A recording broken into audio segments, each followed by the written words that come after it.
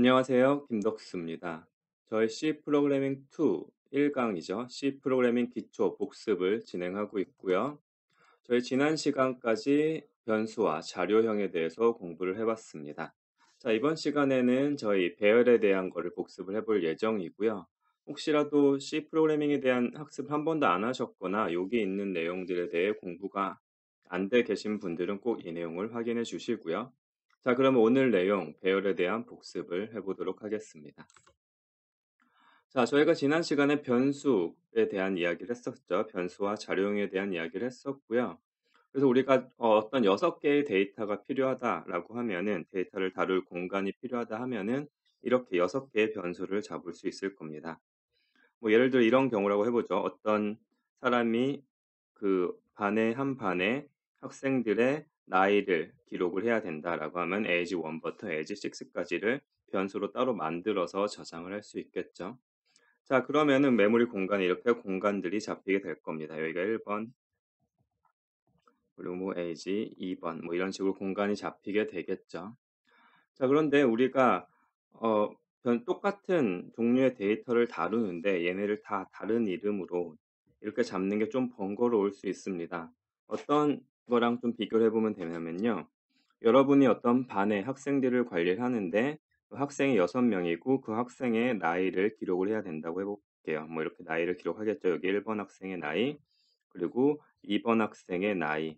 이렇게 이걸 각각 작은 종이에다가 적어서 이걸 6장 가지고 학생들의 나이를 관리한다라고 생각을 해 보면 이게 다 분리되어 있기 때문에 관리가 어렵고 이걸 가지고 어떤 필요한 정보를 빨리빨리 보기가 굉장히 힘들 거예요. 자, 그렇다면 이렇게 하면 좋겠죠. 이렇게 자르지 말고 아예 큰 종이에다가 칸을 나누어 놓고 여기에다가 1 번부터 해서 나이를 쭉 적어 놓고 그냥 보면은 내가 원하는 데이터를 빨리빨리 찾을 수 있을 거고 이 종이 한 장만 관리하면 되니까 관리가 훨씬 용이할 겁니다. 자, 이와 비슷한 개념으로 우리가 이렇게 메모리상의 데이터를 다룰 때도 변수를 따로따로 만드는 것이 아니라 어차피 어떤 age라는 나이를 다룰 거면 그냥 얘를 있는데 6명의 걸 한 번에 가지고 있으면 좋을 것 같습니다. 자, 그 비슷한 개념을 우리는 이렇게 만들 수 있습니다. 우리가 어떤 변수명이 있는데 변수명의 주소 어디서부터 시작하는지가 나오고 자료형이 있는 것까지는 똑같은데 거기에 개수를 추가로 지정을 할 수 있다라고 생각을 하시면 돼요.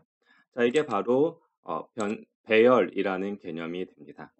어떤 비슷한 종류의 데이터를 다루는데 그것이 각각의 변수로 있으면 다루기 힘들기 때문에 하나의 이름으로 지정을 하고 그 개수를 지정하는 것.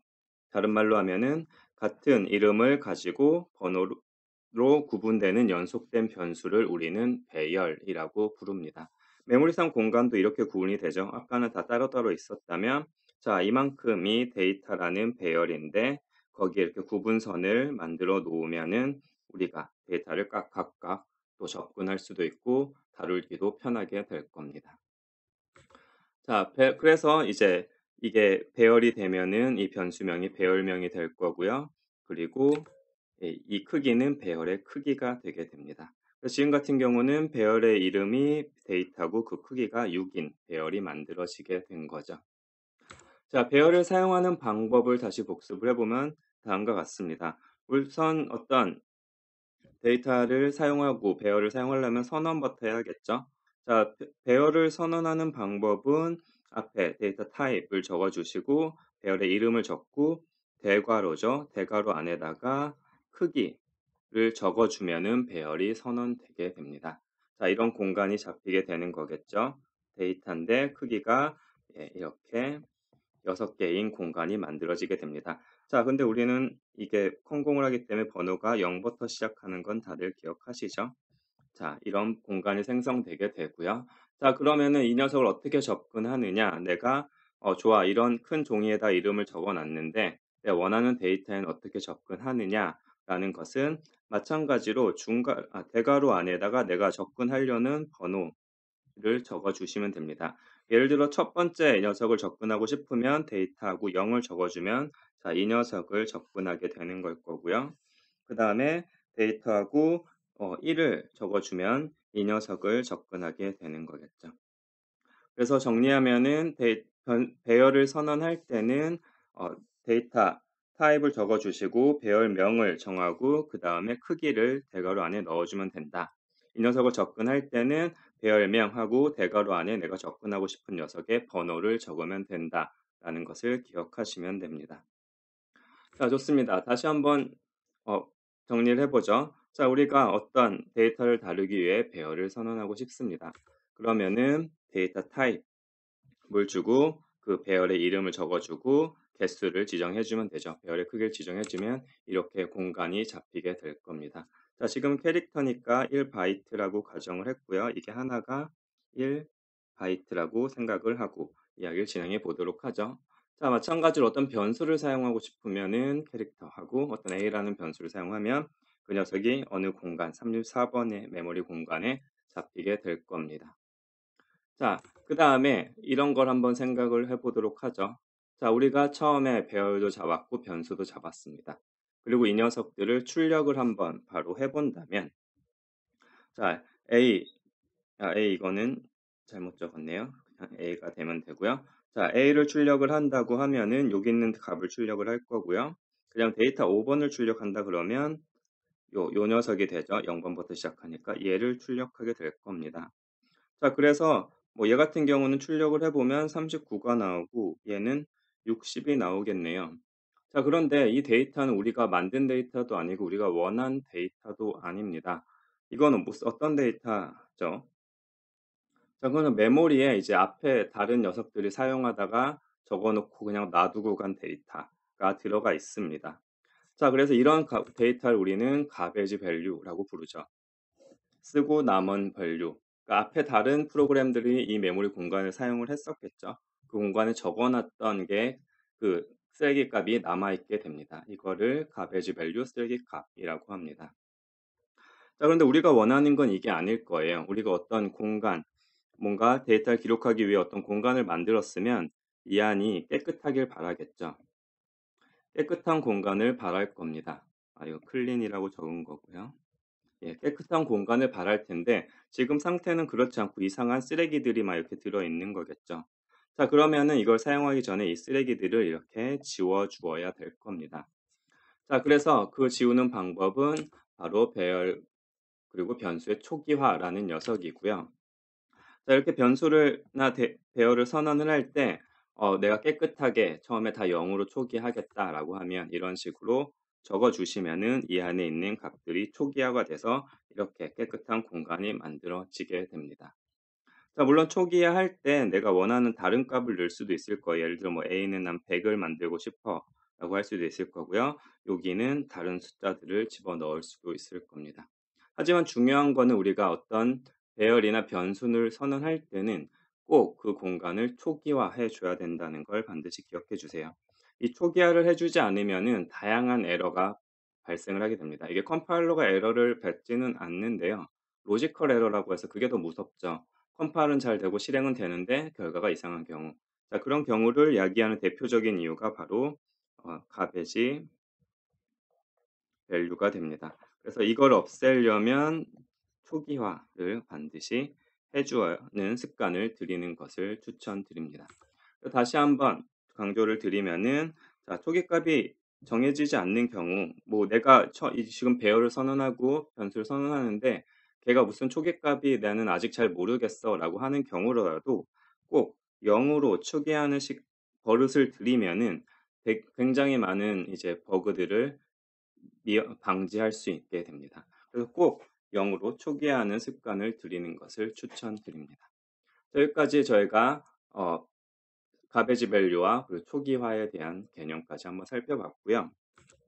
자, 배열을 초기화하는 방법은 여러 가지가 있습니다. 저희가 변수 같은 경우는 여기다가 우리가 원하는 그냥 숫자를 적었으면 됐죠. 숫자는 어떤 값을 적었으면 됐는데 배열 같은 경우는 공간이 하나가 아니고 여러 개잖아요. 지금 같은 경우 5개 공간이 있죠. 자, 이 공간에 이제 값을 어떻게 초기화해 주느냐 하는 방법인데요. 첫 번째는 앞에서 본 것처럼 자, 중괄호죠. 중괄호 안에 0 또는 어떤 숫자 하나만 적어주면 이게 이 5개의 공간 전체에 같은 값으로 초기화 됩니다. 무슨 말이냐? 어떤 array라는 녀석이 5칸으로 되어 있는데 이렇게 0이라고 적어주면은 이게 다 0으로 초기화가 될 거고요. 자, 그게 아니라 여기를 다 1로 적어주면 1, 2라고 초기화가 될 겁니다. 즉, 같은 값으로 초기화하고 싶을 때는 이 방법을 사용하시면 됩니다. 자, 두 번째 방법. 두 번째 방법은 다 다른 값으로 처음에 세팅하고 싶을 때도 있죠. 얘를 다 다른 값으로 초기화하고 싶을 때도 있을 거예요. 자, 그 경우에는 그 배열의 크기에 맞추어서 안에 값들을 적어 주시면 됩니다. 구분자는 이제 콤마로 해 주시면 되고요. 그래서 지금처럼 나는 1, 2, 3, 4, 5라는 값으로 초기화하고 싶어라고 다섯 개를 적어 주면 이 안에 값이 1, 2, 3, 4, 5로 초기화되게 됩니다. 이게 두 번째 방법이었고요. 자, 세 번째 방법은 자, 내가 어떤 값으로 초기화는 할 건데 그 크기를 굳이 적어 주고 싶지 않은 경우도 있을 거예요. 왜냐면은 요 개수를 알면은 이 크기가 정해지게 되죠. 자, 그래서 이렇게 초기화하는 방법도 있습니다.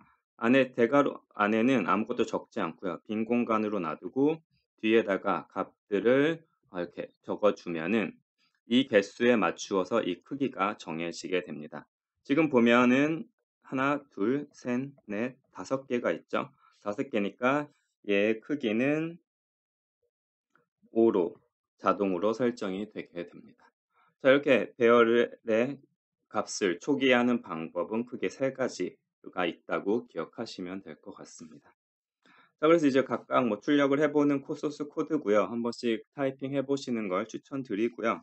그래서 또 한 가지 말씀드릴 게 이제 알아두면 좋을 게 이런 겁니다. 내가 예를 들어 이 이 녀석 같은 경우 얘의 크기를 여기다 적어 주지 않았잖아요. 근데 얘의 크기를 알고 싶을 때가 있어요. 또는 나중에 다른 데서 여러 가지 소스 코드를 좀 크게 작성하다 보면은 내가 배열을 여기저기서 가져다 사용을 하는데 그 녀석의 크기를 알고 싶을 때가 있겠죠. 자, 그래서 배열의 크기를 알아내는 방법. '내가 이 배열의 크기가 얼마인지 어떻게 알 수 있을까?'라는 질문이 있을 수 있습니다. 자, 그 방법이 바로 여기에 나와 있습니다. 이 부분이고요. 자, 원리를 보면 이렇게 돼요. 우리가 size of하고 데이터 타입 하면은 이 데이터 타입의 크기를 알 수 있죠. 자, 보면 인티저형 배열을 잡았으니까 이 크기가 4가 될 거고요. 그리고 우리가 이 배열의 이름을 여기다가 size of 안에다 넣어주면 이 배열 전체 크기가 반환이 됩니다. 예를 들어 인티저 우리가 지금 사이즈가 5죠. 5고 각각은 4입니다. 이 전체는 5개고. 그러면 전체 사이즈는 20바이트가 되겠죠. 자, 그래서 그러면 이 전체 크기를 알고 이 타입의 크기를 알면은 20에서 4를 나누면 배열의 크기는 5가 되는구나라는 걸 계산할 수 있습니다. 그래서 우리가 배열의 크기를 계산해야 되는 경우가 가끔 있거든요.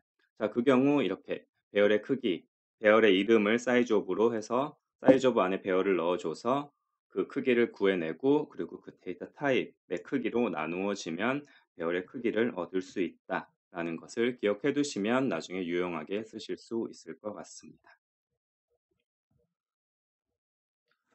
자, 그러면 다음으로 넘어가 보도록 하겠습니다. 자, 다음은 다차원 배열, 멀티 디멘저널 어레이에 대해 한번 복습을 해 보도록 하죠. 자, 저희가 지금까지 봤던 배열들은 뭐 이런 형태였죠. 즉, 차원이 1차원이었어요. 뭐 표로 보면은 이렇게 우리가 지금까지 그렸었죠. 자, 1차원의 배열을 지금까지 살펴봤습니다. 근데 배열은 우리가 다차원으로도 만들 수 있어요. 2차원으로도 만들 수 있고 3차원으로 만들 수도 있고 n차원으로도 자유롭게 만들어낼 수 있습니다. 자, 그래서 2차원 배열, 2차원으로 어떤 데이터를 표현하는 것이 뭐가 있는지 한번 먼저 살펴보면은 여러분 잘 아시는 행렬이 있죠. 자, 행렬 같은 경우 차원이 하나, 두 개가 되죠. 행과 열의 차원이 있을 거고요. 또는 가장 많이 쓰는 테이블이라는 것도 1차원, 2차원, 차원이 두 개가 있게 됩니다. 자, 이렇게 2차원 데이터 우리가 기본적으로 다루는데 형태가 2차원으로 다루면 편한 것들이 있으면 얘를 2차원 배열로 사용을 하면 좋을 거고요. 자, 3차원 데이터 뭐가 있냐고 생각해 보면 우리가 이제 우리는 이제 3차원 공간 안에 살고 있잖아요. 그래서 이런 데이터죠.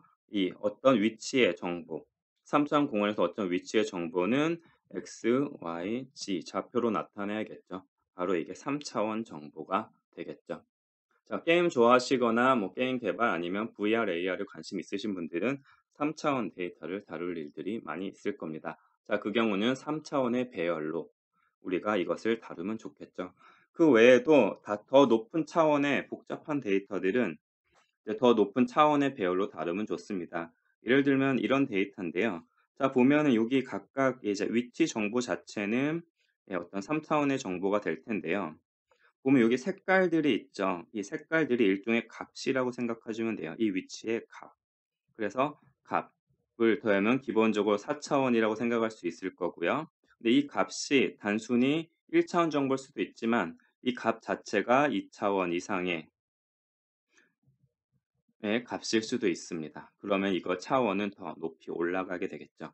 이렇게 우리가 복잡한 데이터를 다룰 때는 3차원 이상의 배열로 정보를 다루어야 할 때도 있다라고 이해를 해주시면 될 것 같습니다. 자, 그래서 다차원 배열이 왜 필요한지에 대한 이야기를 쭉 드렸고요. 자, 그렇다면 다차원 배열은 어떻게 쓰는 것인가 라는 걸 다시 복습해 봐야겠죠. 자, 이런 예제를 한번 생각해 보도록 하겠습니다. 어떤 성적 데이터가 있다고 할게요. 이 앞에 있는 거는 학생의 번호가 되고요. 자, 그 학생의 평가하기 위해서는 총 10개 항목의 성적이 있다고 가정을 해 보도록 하죠. 자, 그렇다면 우리가 그래 이게 10개고 한 학생에 대한 정보니까 배열을 쓰면 되겠네 라는 걸 이제 생각해 보실 수 있을 거예요. 자, 그러면은 이렇게 학생이 3명이면 이렇게 만들어 볼게요. 스튜던트 1의 스코어가 10개 항목이 있으니까 해서 하나의 배열로 만들 수 있을 거고요. 두 번째 학생, 세 번째 학생도 S2 스코어즈의 10개, 스코어즈 10개, 배열 3개를 만들어낼 수 있을 겁니다. 자, 그리고 프로그램에서 이 학생들에 대한 정보를 모두 성적 정보를 출력을 하고 싶다고 가정을 해보면 그 코드는 이렇게 만들어질 거예요. 여러분들 뭐 짤 수 있겠죠. 포문으로 해서 학생의 1번의 정보를 출력을 하는데 그 학생이 가진 성적 정보가 10개니까 0부터 9까지 돌면서 출력을 해주면 되겠죠. 자, 1번 학생은 했고요.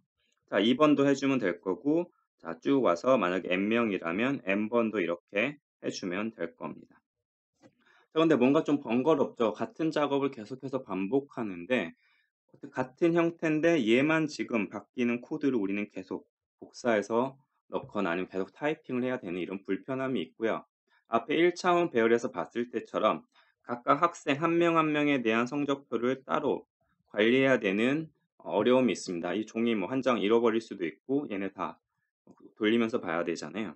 그렇다면 그러지 말고 얘도 그냥 크게 하나로 묶어서 뭐 이렇게 나누어서 보면 되지 않을까라는 생각을 하실 수 있을 겁니다.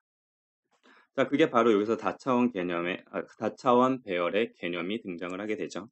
자, 그러면 이렇게 우리가 묶을 수 있게 됩니다. 이게 바로 다차원 배열인데요. 자, 10개의 성적 정보를 가지는 학생들이 3명 있다라고 요 앞쪽에 이게 10개짜리가 3개 필요하다 그러면 이 앞쪽으로 중괄호 해서 그 크기를 적어 주시면 바로 2차원 배열이 생성이 되게 됩니다. 자, 그러면은 학생 1번의 정보, 2번의 정보, 3번의 정보가 이렇게 쭉 있는 배열이 생기게 돼요. 자, 논리적으로 보면 이런 형태인 거죠. 1번의 정보, 2번의 정보, 3번의 정보에서 이게 1차원, 이게 두 번째 차원이 되게 될 겁니다. 그래서 이거 각각이 요 녀석을 나타내게 될 거고요. 자, 이 3이 각각 이렇게 3개가 있다라는 걸 나타내 주는 2차원 배열이 생성되게 됩니다. 자, 이렇게 만들어 놓고 보면 학생들의 성적 정보를 쭉 출력하는 거를 이렇게 이중 포문으로 간단하게 작성을 할 수 있죠. 자, 그래서 이제 아깐 요만큼만 있었는데 여기에다가 학생의 번호를 가지고 학생의 수만큼 뺑뺑 돌도록 하면 얘를 반복하면서 학생들의 성적을 쭉 출력해 주게 됩니다. 자, 이렇게 우리가 어떤 2차원 또는 다차원으로 표현되는 데이터들, 다차원으로 다루면 좋은 데이터들을 다차원 배열로 관리한다면 프로그램도 훨씬 간결해지고 그 데이터들을 다루는데 훨씬 효율적으로 다룰 수 있게 된다. 그래서 다차원 배열이 필요하다라는 걸 이해해 주시면 됩니다. 자, 다음으로 이제 다차원 배열과 메모리의 관계를 한번 살펴보도록 하죠. 자, 지금까지 다차원 배열을 어떻게 선언하고 걔가 어떤 장점이 있는지를 봤었죠. 자, 사용하면 좋으니까 다차원 배열을 사용을 할 건데, 그렇다면 얘가 어떻게 메모리상에 잡히는지를 이해하면 좀 더 효율적으로 사용할 수 있겠죠. 자, 그래서 만약에 우리가 앞에처럼 int 해서 s에 5개짜리가 3개인 2차원 배열을 선언했다고 가정을 해볼게요. 배열의 이름은 s라고 해볼게요. 자, 그렇다면 이 s라는 이름이 가르치는 위치, 메모리상의 위치는 이 배열 전체의 시작점이 되게 됩니다. 자, 배열도 기본적으로 변수와 같은 거여서요. 변수는 메모리상의 위치를 같이 기억하고 있다고 했죠. 그 s라는 녀석이 기억하는 위치가 이 첫 번째 위치가 된다고 생각하시면 돼요. 편의상 0번이라고 한번 놔보죠. 자, 좋습니다. 그 다음에 이제 이 두 번째 차원, 높은 차원이죠. 두 번째 차원, 이 차원의 이름, 이게 자체가 또 이름이 되거든요. 헷갈리니까 색을 바꾸면 이만큼이 또 이름이 되게 됩니다. 어떤 변수명 같은 거라고 생각하면 되고요. 이 녀석 각각에도 어떤 주소를 가리키게 됩니다. 그래서 S의 0번, 첫 번째 학생에 대한 정보들은 마찬가지로 여기 같은 첫 번째를 가리키게 될 거고요. 두 번째 학생의 정보는 자, 첫 번째 학생 정보가 다 저장이 되고 난 후에 0번, 1번, 2번, 3번, 4번, 5번째를 다섯 번째를 가리키게 될 거고요. 그 다음에 S의 2번, 세 번째 학생 정보는 마찬가지로 두 번째 학생 정보까지 다 가리킨 후 그 다음 지점을 가리키게 됩니다. 다른 말로 하면 메모리상에 자, 최하위, 가장 하위 차원에부터 순차적으로 나열된다고 생각하시면 돼요. 자, 첫 번째 학생, 1번 학생 정보가 쭉 나열이 되고 2번 학생 정보가 쭉 나열이 되고 3번 학생 정보가 쭉 나열이 되게 된다. 즉 다른 말로 하면 이쪽 애들부터 나열을 하고 그 다음에 이쪽 순으로 간다라고 생각해 주시면 됩니다. 자, 이게 3차원이 돼도 같은 형태가 되겠죠. 자, 3차원도 뭐 간단히 예를 한번 만들어 보면 우리가 색을 또 좀 바꿔볼게요. 자, 3차원 뭐 S, 2에 3에 5라고 하면은 자, 요 녀석이 새로 생겼죠. 자, 그러면은 요만큼이 먼저 생기고 난 후에 그 다음에 여기가 두 개가 있어야 되잖아요. 그 다음에 또 요만큼이 잡히게 되게 되겠죠. 자, 3차원은 이렇게 될 거고요. 그래서 여기는 보면은 S에 1에 0에 0이 오게 될 거고요. 마찬가지로 쭉 온 다음에 여기가 여기가 S에 1에 그 다음에 0에 잘 안 보이죠? 다른 색으로 좀 해볼게요. 여기가 S에 1에 0에 4가 되게 됩니다. 자, 이 앞에는 다 이제 0이 다 붙어 있는 형태가 되겠죠. 자, 이런 식으로 3차원의 데이터 같은 경우에도 얘네를 먼저 쓰고 그 다음 녀석에 얘네를 써준다라고 기억을 해주시면 됩니다. 자, 이 메모리 레이아웃을 이거를 이제 우리가 메모리 레이아웃이라고 부르거든요. 이 메모리 레이아웃을 이해하시는 게 이제 성능이나 효율성을 따질 때 굉장히 중요한 이슈가 되거든요. 자, 그게 어떤 이유냐면 자세히는 나중에 여러분이 뭐 운영체제나 뭐 컴퓨터 구조 같은 걸 배우실 때 자세히 배우시게 될 텐데요. 그냥 좀 직관적으로 봐도 아실 수 있어요. 자, 데이터가 우리가 학생에 대한 정보를 다룰 때 1번 학생에 대한 정보를 쭉 보고 보통 그다음에 2번 학생에 대한 정보를 쭉 보고 이런 식으로 보잖아요. 자, 그러면은 연속해서 볼 녀석들이 연속해서 있으면은 근처에 있으면 훨씬 편하겠죠. 이렇게 있는 게 아니라 이 학생들의 정보가 1번 학생의 성적이 여기 이렇게 해 볼게요. 1번에 과목 성적이 이렇게 있고 2번에 A 과목 성적이 이렇게 있고 그다음에 1번에 B 과목 성적이 이렇게 있고 1번에 여기가 낫겠네요. 1번에 B 과목 성적, 2번에 B 과목 성적 이렇게 있으면은 우리가 1번 학생 정보를 먼저 보고 싶을 때 여기 봤다가 또 여기 봤다가 하는 것보다 그 정보들 내가 연속해서 보는 정보들이 쭉 붙어 있으면 훨씬 편할 겁니다. 자, 실제 컴퓨터 연산에서도 이게 편하다는 게 다른 말로 하면 효율성이 높아진다라고 할 수 있거든요. 그래서 이 메모리 레이아웃을 이해하면은 내가 어떤 그 배열을 잡을 때 어떤 차원에 가장 낮은 차원에 뭐가 들어가는가, 뭐가 들어가야 되는가라는 것을 고민할 때 그러면은 내가 연속해서 접근하는 데이터를 그럴 가능성이 높은 데이터를 가장 하위 차원에 배치하는 것이 좋겠구나라는 것을 생각하실 수 있습니다.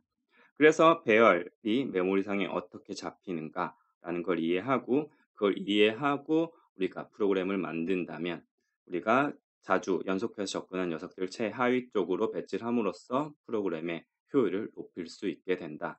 우리가 더 경쟁력 있는 프로그램을 만들 수 있게 된다라는 걸 이해하시면 됩니다.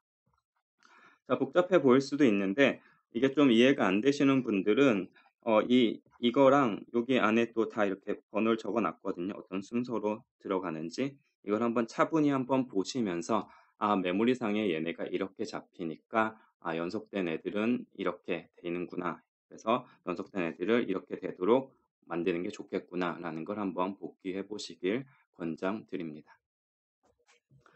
자, 다차원 배열도 우리가 초기화를 당연히 해 줘야겠죠. 다차원 배열의 초기 다차원 배열을 초기화하는 방법은 뭐 여러 가지가 있는데 그냥 다 적어 주는 방법이 하나가 있어요. 예를 들어 우리가 S에 3에 오면은 5 개짜리가 3개 필요한 거죠. 그러면 중괄호 안에 또 중괄호를 해서 두 번째 차원에 있는 녀석, 하위 차원에 있는 녀석을 여기다 이렇게 쭉 적어 주면은 이 값으로 초기화가 된다라는 거고요. 자, 그다음 이 중괄호를 중간에 안 적어 주셔도 됩니다. 개수만 알고 있으면은 이렇게 적어 주시면 그에 맞춰서 그 초기화가 되게 되고요. 순서만 맞춰 주시면 또 마찬가지로 이 상위 차원의 개수는 적어 주지 않고 그냥 이 안에 이렇게 3 개를 만들어 내 주시면 자동으로 3 으로 설정을 해 준다라는 것도 생각하시면 됩니다. 그리고 내가 이 값을 초기화할 값이 마땅치 않으면은 어떻게 하라 그랬죠? 0 으로 초기화해 주라 그랬죠. 그 경우는 이렇게만 해 주셔도 이 S라는 2차원 배열이 전체가 0 으로 초기화되게 됩니다. 그래서 이거 다시 한번 강조드리지만 자, 변수를 선언하거나 배열을 선언할 때 초기값이 정해지지 않았다면 반드시 0 으로 초기화하는 습관을 들여라라는 걸 팁으로 드리도록 하겠습니다. 자, 그 팁을 드리면서 이번 영상의 강의 배열에 대한 복습은 마치도록 할 거고요. 자, 다음 영상에서도 복습을 이어갈 거고요. 다음 영상에서는 수식 그리고 연산자에 대한 내용을 복습해 보도록 하겠습니다. 자, 그러면 다음 영상에서 뵙도록 하죠. 수고하셨습니다.